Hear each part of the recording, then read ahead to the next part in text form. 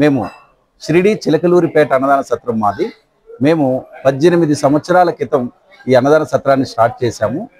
షిరిడీలో ఎవరు ఎక్కడ రూములు తీసుకున్నా మా సత్రంలో భోజనానికి రావచ్చు అనే సందేశంతో షిరిడీలో ఎవరు ఎక్కడ ఉన్నా కూడా తెలుగు వారందరినీ పిలిచి భోజనాలు పెడుతూ ఉంటాము.